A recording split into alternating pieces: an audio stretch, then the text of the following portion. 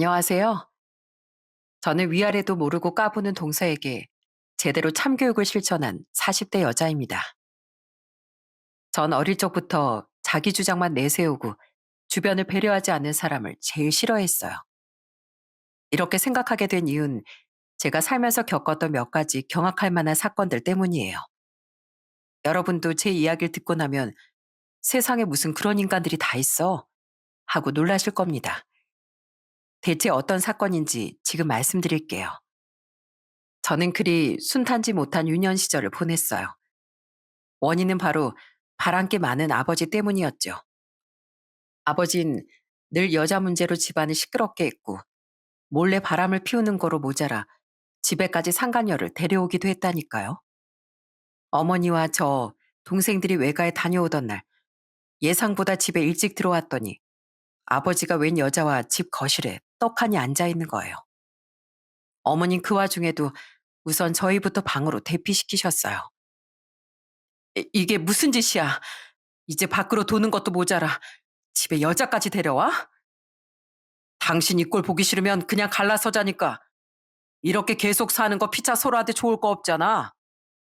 안 돼. 이혼은 안 돼. 난 우리 애들 아빠 없는 자식으로 못 키워. 당신 제발 정신 좀 차려. 어?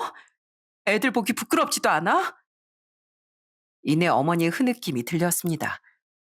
어머니를 울게 하는 아버지가 너무나 싫고 아버지와 쉽게 헤어지지 못하는 어머니도 미웠어요. 부모님 싸움은 점점 더 격해졌고 대화를 엿듣던 저는 참지 못하고 거실로 뛰쳐나왔습니다. 아빠, 진짜 너무하신 거 아니에요? 왜 맨날 엄마 울리는 거예요? 아빠 부인은 엄마인데 왜 맨날 다른 아줌마들이랑 만나냐고요? 너 이 자식 어른한테 말버릇이 그게 뭐야? 네 엄마가 그렇게 가르쳤어? 여기 너희 작은 엄마가 될지도 모르는 분이니까 다시 정중하게 인사해봐. 아버지와 가까이 서니 술 냄새가 진동하더라고요. 아버지가 데려온 그 여자도 마찬가지였고요. 어머, 얘 당찬 것 좀 봐. 네가 큰딸이구나? 9살밖에 안 된 게 말도 잘하네. 근데 너 아줌마한테 그렇게 말하면 못 써. 나중에 후회한다 너. 당신 지금 누구한테 협박하는 거야? 감히 내 딸한테 그딴 말을 해? 다른 건 다 참아도 우리 애들 건드리는 거 못 참아. 어머머 무서워라. 두 모녀가 아주 사람 잡아먹겠네. 아줌마가 뭔데 우리 엄마한테 함부로 해요? 아줌마 가요. 당장 우리 집에서 나가요. 저는 술 취한 아버지와 그 상간녀의 등을 떠밀었어요. 제가 악을 쓰고 떠미니까 둘도 연신 어머 어머 하며 밖으로 떠밀리더라고요. 시시덕거리며 둘이 사라지자 그제 어머니도 저도 긴장이 풀려 자리에 주저앉았습니다. 그리고 둘이 부둥 껴안고 한참을 울었죠. 이후로도 아버지의 바람긴 잠잠해지지 않았어요. 언젠간 아버지 없는 낮에 상간녀가 혼자 찾아와 어머니와 독대한 적도 있었죠. 어머니 그 여자 앞에서 무릎까지 꿇고 비셨어요. 난 이 가정 지켜야겠어요. 우리 애들한테 아빠 없는 서름은 절대 물려주고 싶지 않아요. 그러니까 제발 헤어져 줘요. 내가 이렇게 빌게요. 아가씨는 젊고 앞날이 창창한 사람인데 왜 유부남을 만나서 신세를 망치려고 해요. 아줌마, 그땐 당장 잡아먹을 듯이 덤벼들더니 갑자기 왜 이래요? 이런다고 내가 포기할 것 같아요? 아줌마가 이렇게 질리게 구니까 그 사람 마음이 뜬 거지. 아직도 몰라요? 하지만 뭘 모르는 건 그 여자였어요. 아버진 어머니에게 그랬듯 금방 그 여자에게 마음이 떴는지 수시로 다른 상간녀를 만나고 다녔거든요. 저는 이 콩가루 집안이 너무나 지겹고 싫었어요. 그래서 중학교 3학년이 될 무렵 집을 가출하고 말았습니다. 친구 집을 전전하며 지내다가 그마저도 눈치가 보여 공원 벤치에 쭈그려 앉아 있었어요. 세상에 제 편은 아무도 없는 것 같았죠. 그렇게 낙담한 채 추위에 떨고 있는데 멀리서 누가 제 이름을 부르며 울부짖고 있더라고요. 바로 어머니였죠. 제가 친구 집에서 사라졌다는 친구 부모님의 전화를 받으셨나 봐요. 소연아, 소연아 너 여기 있니? 소연아 엄마야. 엄마 목소리 들으면 제발 대답 좀 해. 며칠간의 가출로 심신이 지쳐있던 절 찾는 어머니를 보곤 마음이 약해져 쭈뼛거리며 어머니께 다가갔습니다. 엄마, 저 여기 있어요. 수연아, 대체 어디 있었어? 친구 집에도 없다고 하지. 엄마가 얼마나 놀란 줄 알아? 어디 얼굴 좀 봐봐. 밥은 먹고 다닌 거야? 어? 여기서 이러지 말고 얼른 집에 가자. 엄마 죄송해요. 근데 저 집에 안 갈 거예요. 아버지 얼굴 보기도 싫고 그런 아버지 때문에 매일 우는 엄마도 보고 싶지 않아요. 엄마 아빠만 보면 제가 괜히 태어난 것 같아요. 그래서 엄마가 저 때문에 아빠랑 헤어지지도 못하고 참고 사는 거잖아요. 소연아, 엄마가 미안해. 다 엄마 잘못이야. 아니요. 그게 왜 엄마 잘못이에요. 다 아빠 잘못이고 그 바람난 여자들 잘못이에요. 우리가 아빠 없이 사는 게 싫다고요? 저런 아빠 밑에서 못 볼 걸 다 보고 사는 건 괜찮고요? 저 차라리 거리에 노숙자가 되더라도 절대 집에는 안 갈 거예요. 그땐 정말 집도 싫고 엄마도 싫었어요. 제가 가지 않고 그 자리에서 버티고 서 있자 어머님 결국 제 말을 들어주셨어요. 그래, 알겠어. 엄마는 아무리 제 역할 못하는 아버지라도 곁에 있는 게 그래도 더 낫다고 생각했어. 근데 우리 딸이 이렇게까지 힘들어한다면 엄마가 아빠랑 갈라설게. 엄마가 헤어질게. 그러니까 다신 그런 나쁜 생각하지 마. 어? 엄마 너희 없인 정말 못 살아. 어머닌 아버지와 헤어지겠다며 소리도 없이 우셨어요. 저는 그런 엄마를 꼭 껴안고 고맙고 미안하다고 할 뿐이었죠. 그로부터 몇 달 뒤 부모님은 드디어 남남이 되었습니다. 아버진 작은 전셋집 하나만 남기고 나머지 재산을 다 들고 나가버리셨죠. 그 모습을 보며 전 아주 오랜 시간 아버지를 증오하며 살았습니다. 아버진 양육비를 단 한 번도 주지 않았거든요. 어머니 혼자 저희 세 남매를 기르느라 집안 형편은 늘 어려웠고 저는 실업계 고등학교를 졸업하고 바로 취업을 했죠. 어느 부품 공장이었는데 그래도 지역에서 제법 규모가 큰 공장이었어요. 취업한 뒤 전 회사 사람들이 독종이라며 놀릴 만큼 악착같이 돈을 모았습니다. 시장에서 허드렛 일을 하며 고생하시는 어머니를 어서 쉬게 해드리고 싶었거든요. 이렇게 고생하다 보면 언젠간 좋은 날이 올 거라고 믿고 있었어요. 하지만 절 찾아온 건 전혀 기대치 못한 것이었어요. 어느 날 종종거리며 퇴근을 서두르고 있는데 추리한 차림의 누군가가 절 찾아왔더라고요. 바로 아버지였죠. 딸, 아빠다. 너 몰라보게 컸구나. 그래도 역시 날 닮았어. 그 눈하며 코, 얼굴형까지 딱 내 얼굴이잖아. 전 아버지를 모른 척하고 지나가려고 했어요. 근데 아버진 절 붙잡았죠. 잠깐, 잠깐만. 너 아버지 10년 만에 만났는데 반갑지도 않냐? 이 성격은 지 엄마랑 똑 닮아선. 그건 그렇고 너 혹시 가진 돈 좀 있냐? 많이는 말고 한 100만 원만. 뭐라고요? 돈 있냐고요? 정말 어이가 없네요. 10년간 용돈은커녕 양육비 한 번 보낸 적 없으면서 지금 나한테 돈 달라고 찾아온 거예요? 아빤 양심이라는 게 있긴 해요? 돈 먹고 죽으려고 해도 없어요. 딸, 내가 오죽 급하면 너한테까지 와서 이런 부탁을 하겠니? 나도 자존심이라는 게 있다. 근데 잘 되던 사업 엎어지고 그나마 있던 돈도 사기꾼들에게 죄다 털리고 나니 당장 밥 한 끼 사 먹을 돈도 없는 걸 어쩌냐. 아버지란 인간은 돈 안 주면 그 자리에 들어 누울 기세로 배짱을 부렸어요. 저는 회사 사람들이 볼까봐 창피하기도 하고 빨리 이 상황에서 벗어나고 싶어서 결국 아버지께 100만 원을 송금했습니다. 자, 보냈어요. 됐죠? 이건 저 낳아주신 값 드리는 거예요. 그러니까 두 번 다시 찾아오지도 말고 연락도 마세요. 저는 쌀쌀맞게 돌아섰어요. 100만 원이 너무나 아까웠지만 이렇게 정리하고 나면 이제 정말 볼 일 없을 거라고 생각했죠. 하지만 아버진 수시로 절 찾아와 돈을 달라며 매달렸어요. 저는 그런 아버지를 계속 피해 다녔고 약이 바짝 오른 아버진 어느 날 웬 피켓을 들고 공장 앞에 서서 항의를 하고 있지 뭡니까? 나 아주 눈에도 모르는 배은망덕한 자식놈에게 애비로서 이제라도 부모 노릇 해보렵니다. 제가 배은망덕한 자식이라며 피켓 시위를 하고 있더라고요. 정말 기가 막히고 황당해서 가서 욕이라도 해주고 싶었지만 온 회사 사람들이 다 보는 출근길에 저러고 서 있는 걸 보니 창피해서 눈물이 다 날 것 같았습니다. 아버진 그런 절 보곤 이때다 싶어서 더 큰 소리로 제 이름까지 부르며 피켓을 흔들었어요. 지금 여기서 뭐 하는 거예요? 당장 그만 못 둬요? 누구 회사 잘리는 걸 보고 싶어요? 아니면 수치심에 혀라도 꽉 깨물길 바라세요? 그러니까 네가 제대로 된 자식 노릇을 하면 되지 않냐? 내가 집을 사달라니, 차를 사달라니, 당장 밥 사 먹을 돈도 없으니까 용돈이나 조금 달라는 건데 그게 그렇게 힘들어? 힘들어요. 힘들다고요. 대체 저한테 왜 이러세요? 저 아버지 딸 아니에요? 근데 왜 이렇게 평생을 못 살게 구는 거예요? 남도 이렇게는 안 하겠어요. 남도 이렇게 못 한다고요.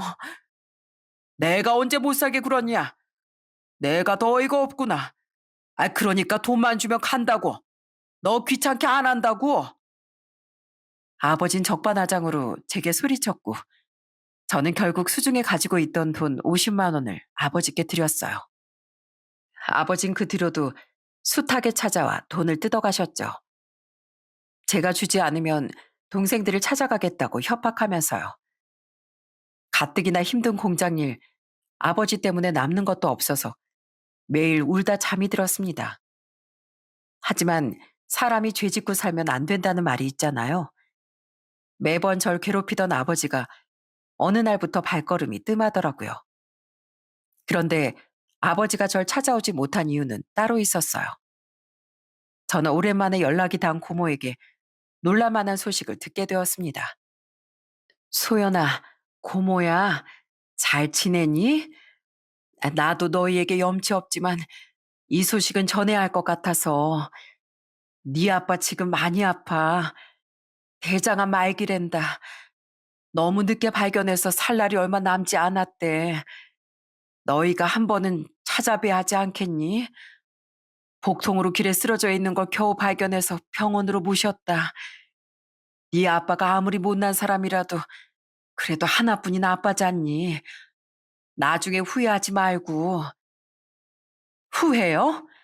후회는 아빠같이 가족들 가슴에 대못이나 박는 사람이 하는 거겠죠. 전 절대 볼 일 없으니까 고모도 이런 일이라면 연락하지 말아주세요. 저는 차갑게 전화를 끊었어요. 그리고 얼마 뒤 고모는 제게 영상 메시지를 하나 보내줬습니다. 파일을 열어보니 얼굴이 반쪽이 되어 숨쉬기도 힘들어하는 아버지였어요. 소연아, 현우야, 민우야, 아빠다. 어쩌면 마지막이 될 것 같아. 이렇게 메시지를 남긴다. 내가 너희들에게 잘못이 참 많다. 난 내가 살아온 인생 전부를 후회하고 있어.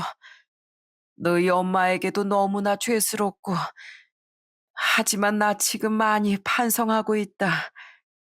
그러니까 이제라도 이 못난 애를 용서해 줄 순 없겠니? 마지막이 될지 모르는 아버지를 보며 저는 눈물 한 방울도 흘리지 않았어요.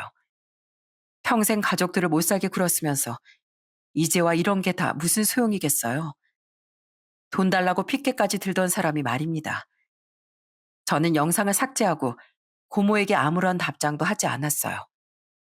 그리고 그로부터 얼마 뒤 아버지의 부고 메시지를 받게 되었습니다.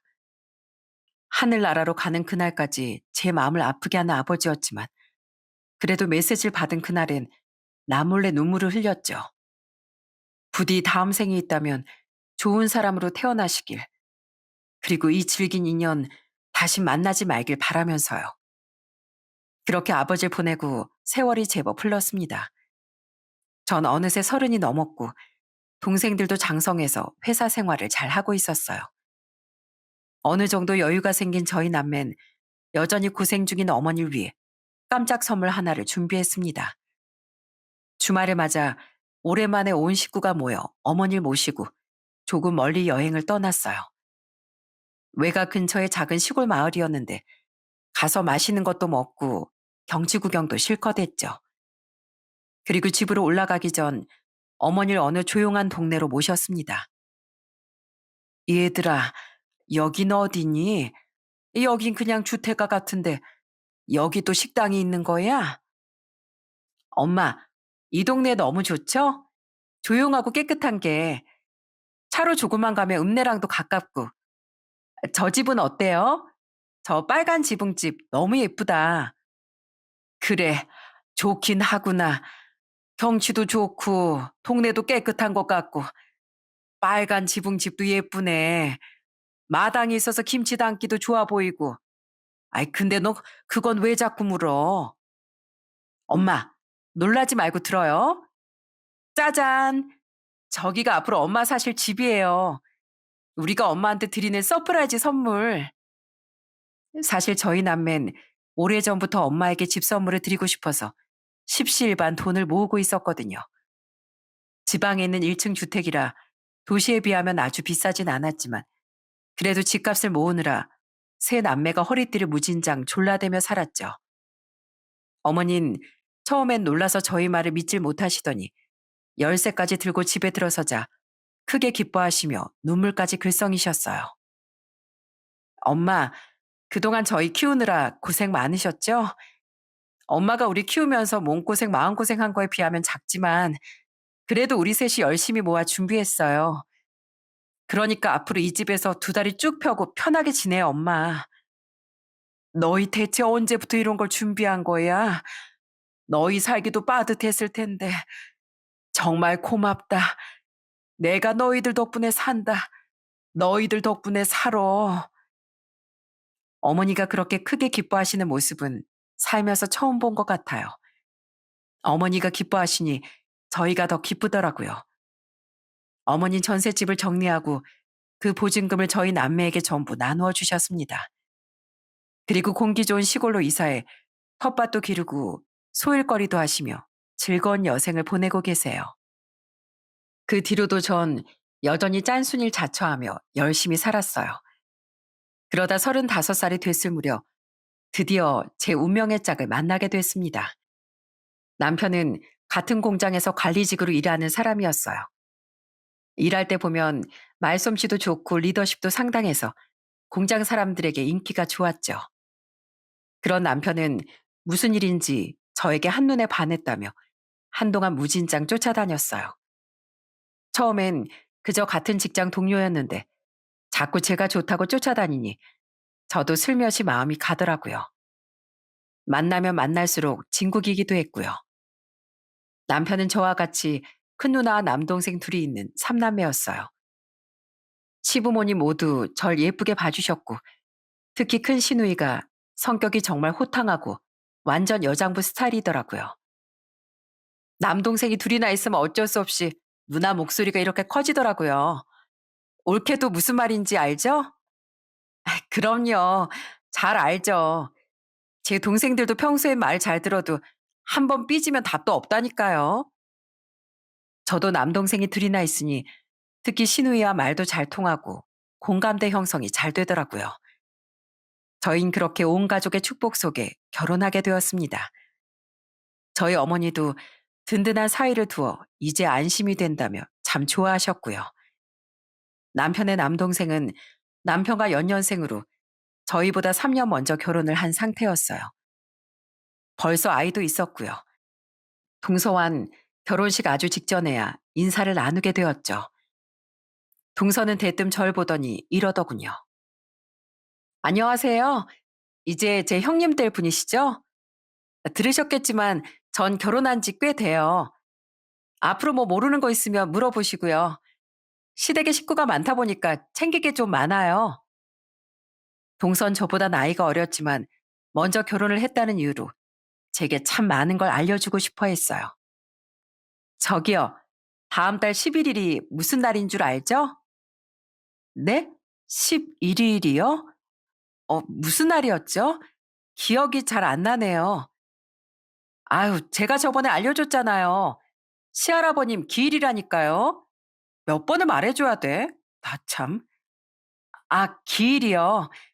근데 저번에 어머님이 제사나 이런 건 어머님께서 챙길 테니까 신경 쓸 것 없다고 하셔서요. 아니, 그런다고 그냥 넘어가요? 큰며느리가 그러면 되겠어요? 이래서 내가 있어야 한다니까. 동선 은근슬쩍 반말까지 섞어가며 절 가르치려고 들었고, 전 이걸 어떻게 하나 난감하더라고요. 다행히 그때마다 시누이가 먼저 나서서 서열 정리를 확실히 해주었죠. 작은 올케, 내가 듣다 못 듣겠어서 말하는데, 올케, 큰 올케한테 말버릇이 그게 뭐야? 형님이라고 부르고 존칭을 써야지. 은근히 반말까지 섞어서. 그리고 뭐? 저기요? 지금 저기요라고 부른 거야? 아니, 그게 제가 낯설어서 그래요. 그리고 제가 언제 반말을 했어요? 아무리 그래도 그렇지.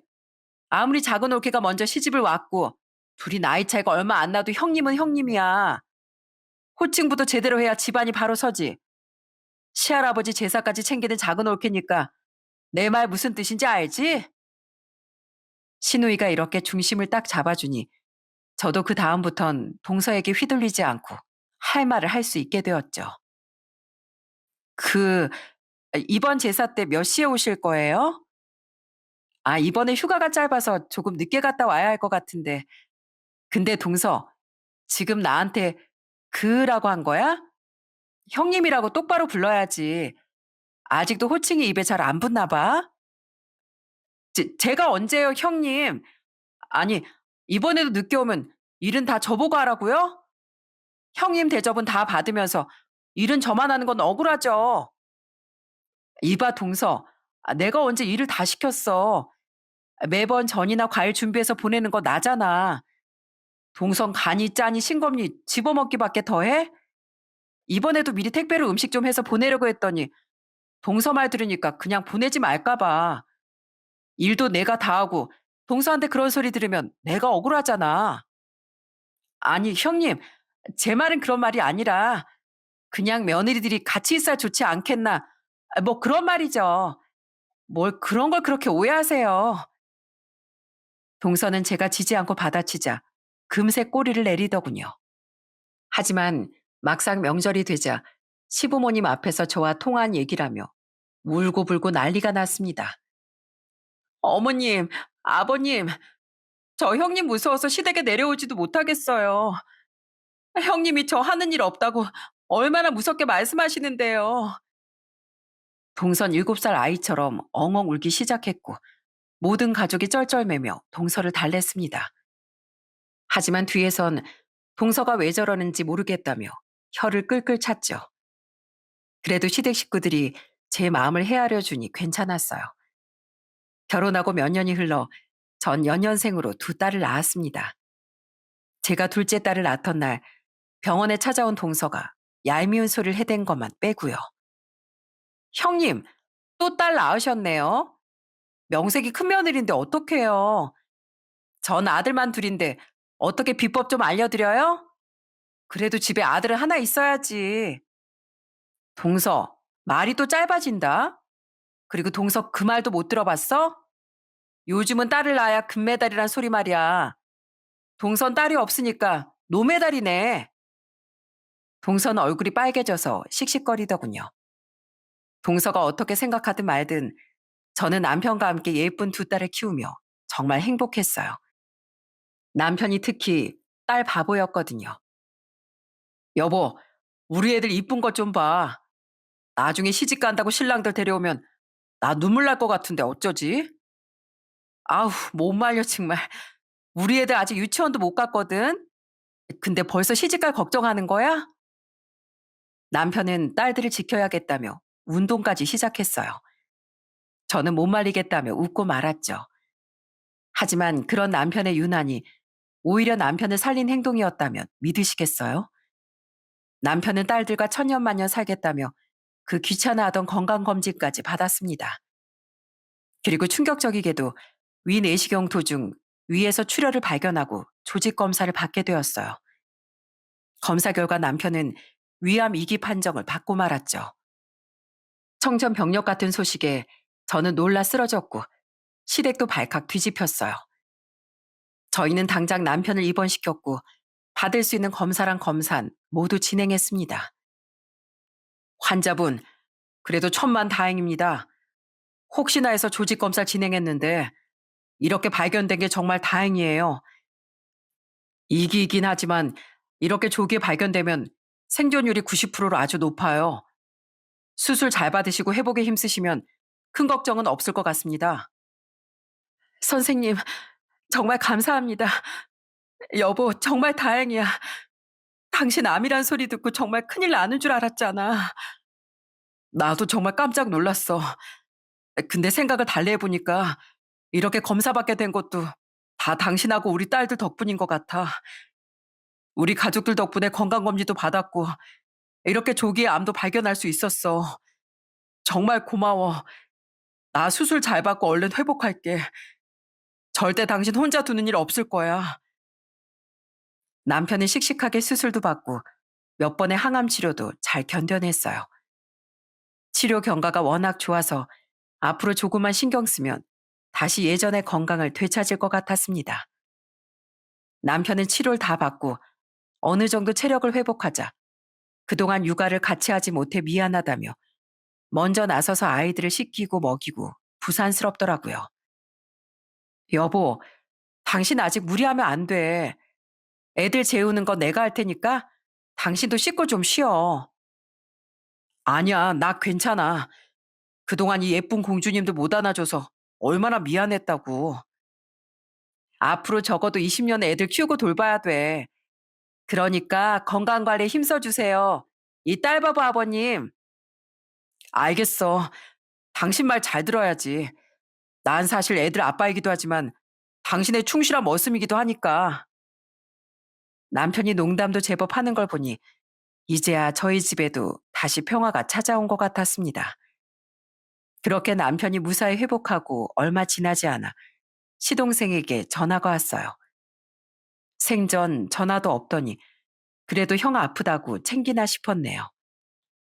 형수님, 늦게 전화드려서 죄송해요. 애들 보느라 전화 한 통 편하게 할 시간도 없었네요. 형도 퇴원 잘했다고 얘기 들었어요.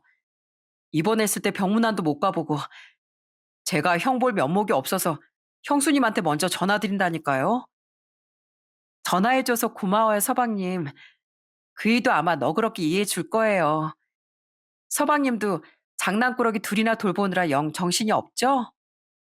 그러게 말이에요, 형수님.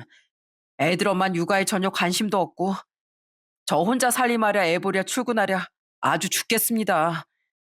그래도 어쩌겠어요. 할 수 있는 사람이 해야죠 뭐. 잔뜩 피곤이 묻어나는 시동생의 목소리 들으니 조금 짠해지더군요. 저희 남편이 리더십 있게 앞장서는 스타일이라면 시동생은 다정하고 세심한 편이거든요. 동서가 워낙 왈가닥에 세심하지 못하니 시동생이 그 치닥거리를 하느라 엄청 고생 중이었죠. 시어머니도 말씀은 안 하셔도 시동생이 동서에게 꽉 잡혀 사는 걸 그리 마음에 들어 하지 않았어요. 동선 시댁에 가서도 종부리듯이 시동생을 부려먹었거든요. 여보, 이리 좀 와봐. 나 전 부쳐야 하는데 허리가 좀 아프네. 와서 좀 해줘. 알겠어. 가서 좀 누워. 내가 할게. 아, 그 전에 애 기저귀 갈았어? 아까 보니까 옷에 뭐 묻었던데 옷도 갈아입어야 돼. 기저귀는 아직 갈 때 안 됐고 옷은 좀 더 놀고 저녁에 잠옷으로 갈아입히려고. 뭐? 아니야, 지금 갈아입혀. 이따 내가 하기 귀찮단 말이야. 그냥 지금 씻기고 지금 갈아입혀 놔. 나 좀 누워 있는다. 눈 좀 붙여. 이따 밥 먹을 때 깨울게. 동서는 시동생에게 이것저것 명령하더니 냉큼 방에 들어가 버렸어요. 저도 옆에서 그 모습을 보고 있자니 기가 막혔는데 시어머니는 오죽하셨겠어요?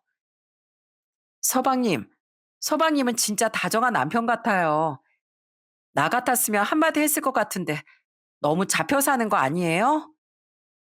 저 사람이 아무리 아나무인으로 굴어도 어쩌겠어요. 애들 엄만데요.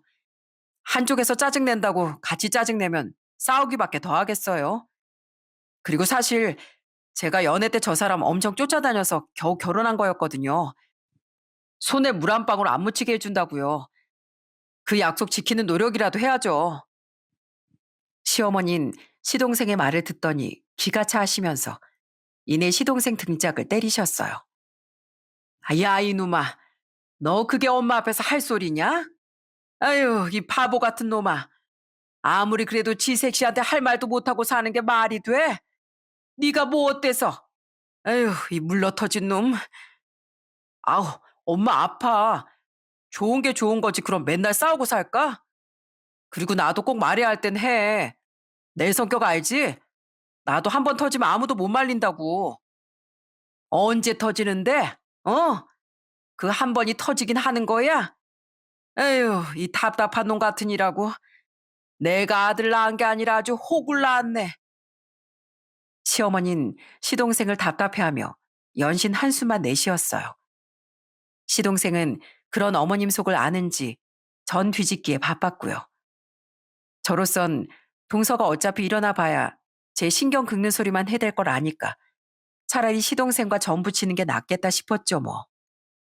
아무튼 그렇게 익숙한 듯 평범한 날들이 지나가고 있었지만 얼마 지나지 않아 곧 저를 충격에 빠뜨릴 시한폭탄이 빠르게 뜨거워지고 있었습니다. 어느 날 아이들을 간신히 재우고 저도 좀 쉬려던 타이밍에 전화가 한 통 걸려왔어요. 발신자를 보니 동서더라고요. 저는 동서의 전화에 의아해하며 전화를 받았습니다. 동서, 갑자기 전화를 다 주고 무슨 일이야? 아휴, 형님, 우리가 어떤 사이인데 제가 전화도 못 하나요?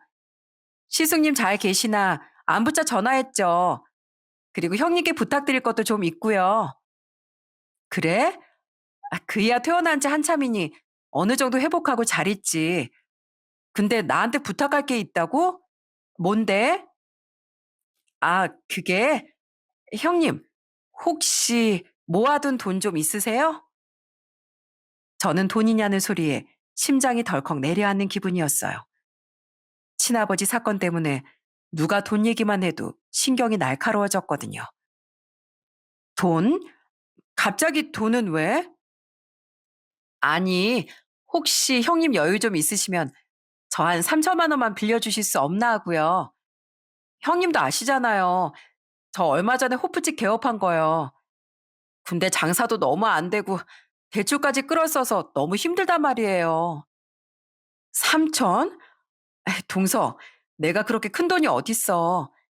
요즘 애들 때문에 나 육아휴직까지 쓰고 있는데 차라리 서방님한테 얘기해보지 그래. 우리 집 경제권은 제가 다 들고 있어서 우리 남편도 땡전 한 푼 없어요. 형님은 그래도 애 낳기 전까지 계속 직장 생활 하셨고 시숙님도 돈 잘 버시잖아요. 가족 좋다는 게 뭐예요. 서로 이렇게 어려울 때 돕는 거지.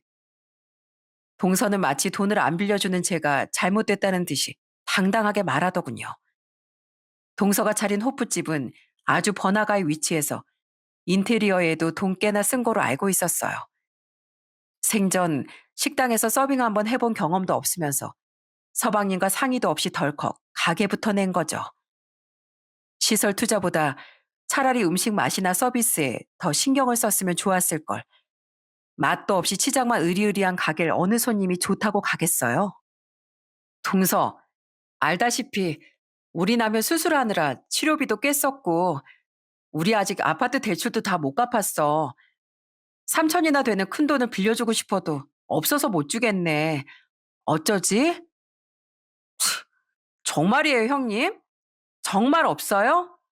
2천도요? 1,000만 원도요? 아니, 내가 동서한테 왜 거짓말을 해. 그리고 말했잖아. 앞으로 갚아야 할 돈이 많다고. 미안하지만 동서 부탁을 못 들은 걸로 할게. 제가 딱 잘라 거절하니 동서는 구시렁거리다 알았다며 퉁명스럽게 전화를 끊었어요. 그리고 동서가 완전 삐딱하게 굴기 시작한 건 그 이후부터였죠.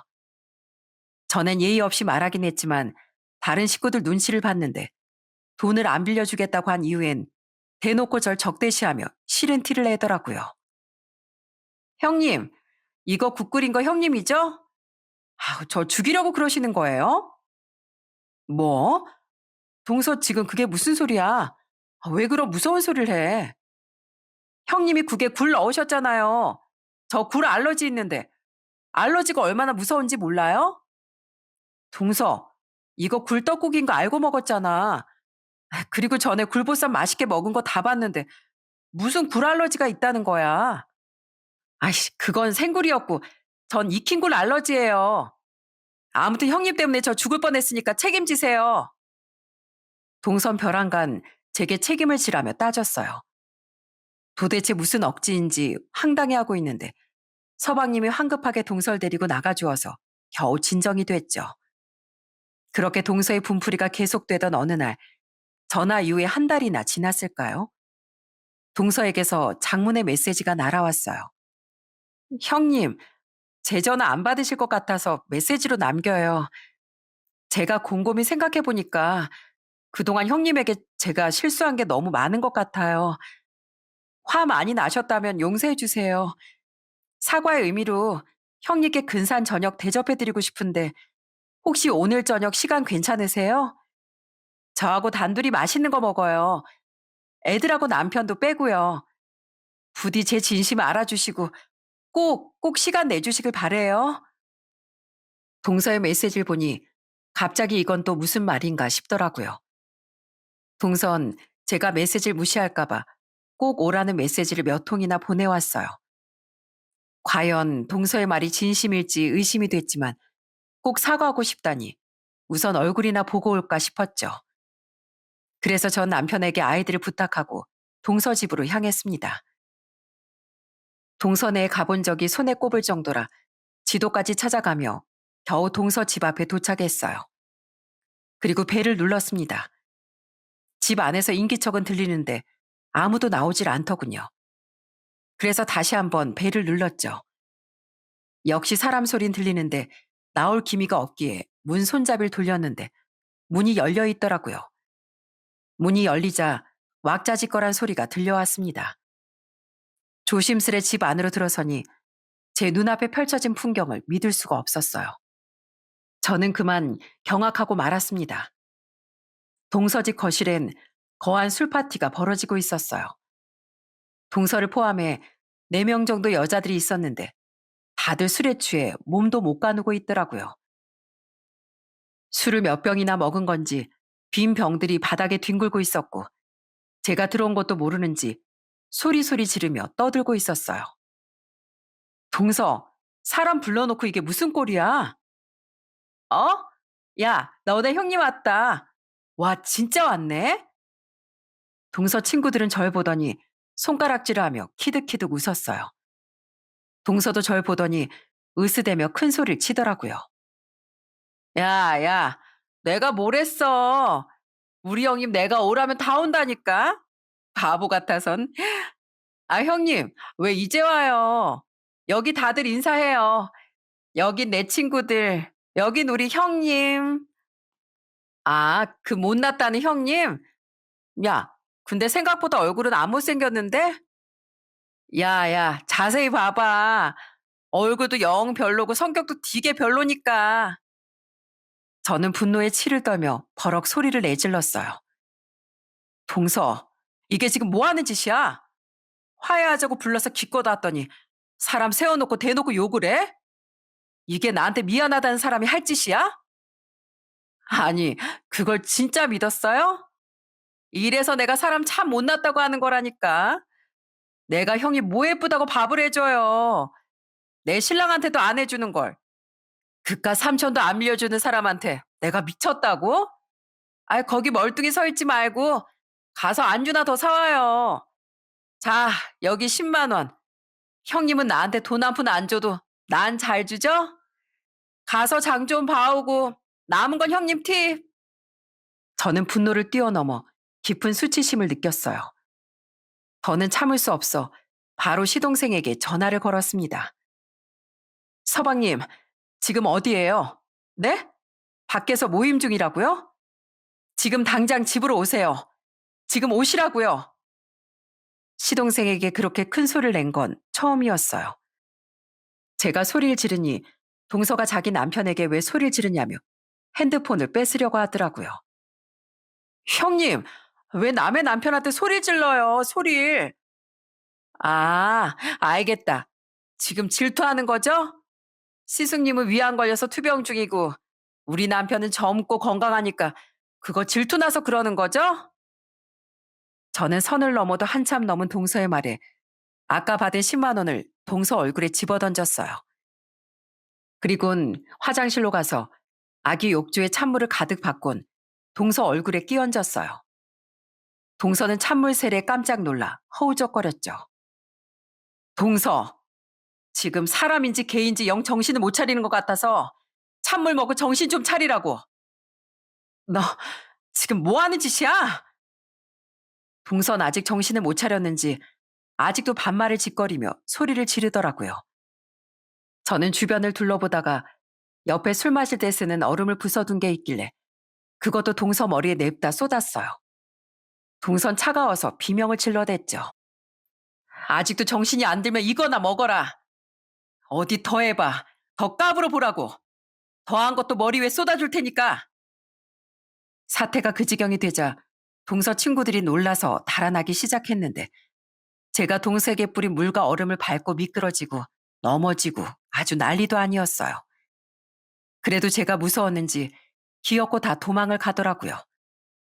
물바다가 된 집엔 물에 빠진 생쥐꼴이 된 동서와 저만 남았죠.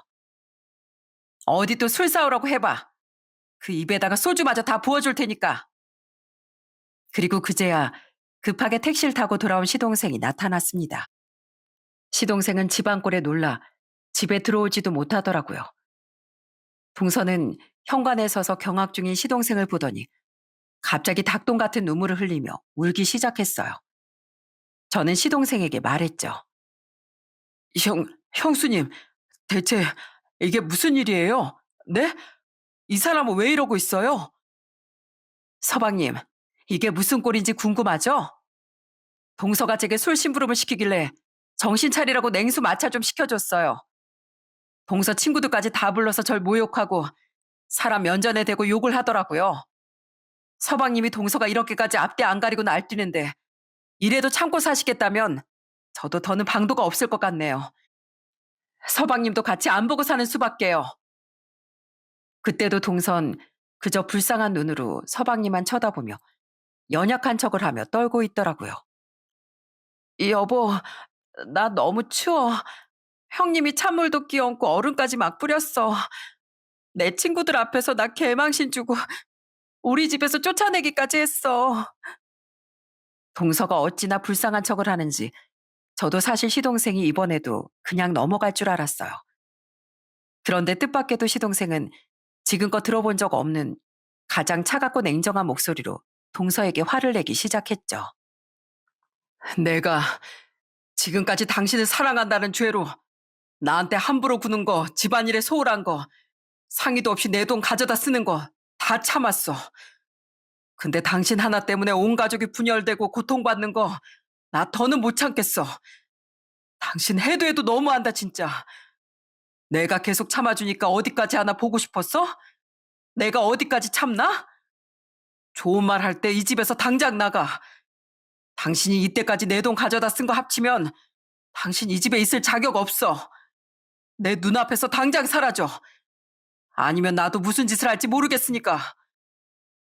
여보, 나 춥다니까. 지금 나가면 나 감기 걸려.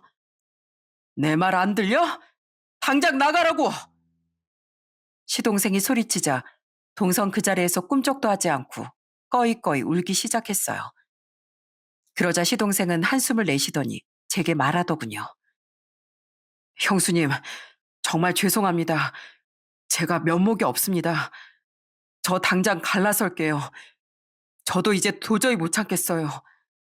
애들도 저 사람이 본다더니 또 누구한테 맡기고 술까지 먹은 건지도 모르겠고 차라리 저 혼자 키우면서 살겠습니다.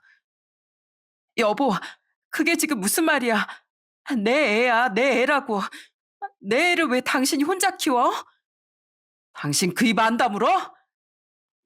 서방님, 부디 현명한 결정할 거라고 믿어요. 전 이제 가볼게요. 그리고 동서, 이제 다시는 얼굴 마주 볼 일 없겠지만 마지막으로 한마디만 할게. 난 너 같은 거 동서라고 생각한 적 없어. 그러니까 한 번만 더 반말하면 그땐 내 손에 죽는다. 알겠어? 저는 그렇게 시동생 집을 박차고 나와 집으로 돌아왔어요.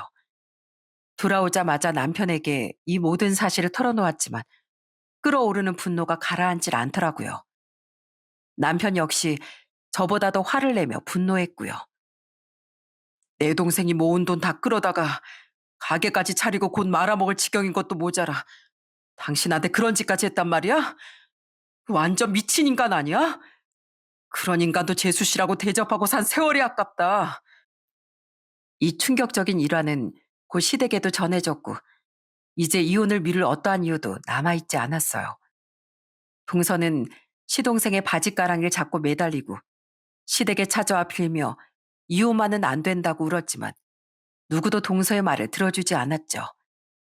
동서는 시누이가 무서운 얼굴하고 나타나자 그제야 주랭랑을 쳤어요. 이혼 과정 중에 들으니 아니 글쎄 시동생 집을 몰래 담보 잡아 대출까지 받았더라고요. 대체 그 돈을 어디다 썼냐 말하지 않으면 소송을 걸겠다 으름장을 놓으니 그제야 털어놓더래요.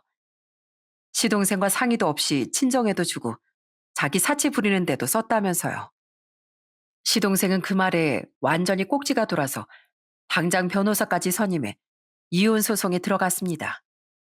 동선 저에게까지 찾아와 두 손을 싹싹 빌더라고요. 형님, 제발 저 좀 도와주세요. 제발 저 좀 살려주세요.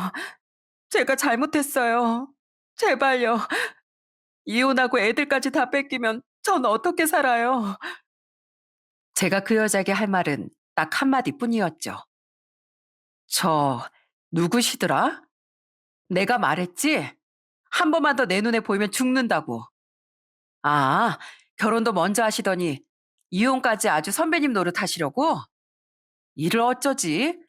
난 절대 동서처럼 살진 않을 것 같은데. 동서는 이후 이혼 소송에서 당연히 질 수밖에 없었고 양육권까지 다 뺏겨 그야말로 빈털터리가 됐대요.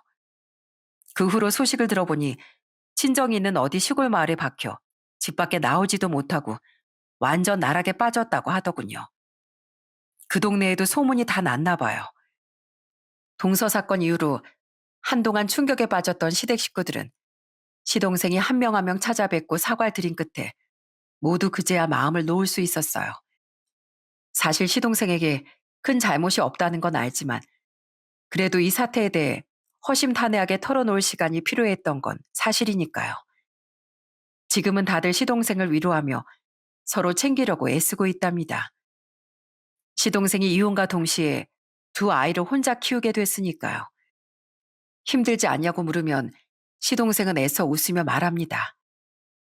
형수님, 이렇게 안 도와주셔도 괜찮아요. 그동안 많이 도와주셨잖아요. 사실 그동안 애들은 거의 혼자 키워서 이 정도는 익숙해요.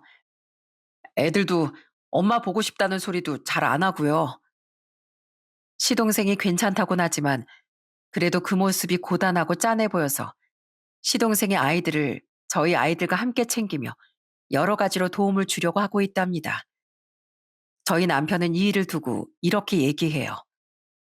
당신 덕분에 내 암을 발견했듯이 당신이 재수 씨가 그런 사람인 걸 알아채 주어서 집안에 더 큰 화를 막을 수 있었던 것 같아. 당신 마음고생 시킨 건 화나지만 그래도 당신이 현명하게 대처해줘서 정말 고마워. 신우이도 저더러 대장부는 본인이 아니라 저라며 어떻게 머리에 찬물을 끼얹을 생각을 했냐며 대단하다고 칭찬해 주더군요. 본인이 먼저 나서지 못해 미안하다면서요. 시댁 식구들이 저의 속상한 마음을 위로해 주려고 신경 써주는 거겠죠. 이렇게 서로를 먼저 챙기는 시댁 식구들이 동서로 인해 속 끓이던 걸 생각하면 아직도 화가 나네요. 그래도 동서에게 본때를 보여주고 다시 평화를 되찾아서 다행이라고 생각하고 있습니다. 이쯤이면 동서에게 제대로 된 참교육을 보여준 거 맞겠죠?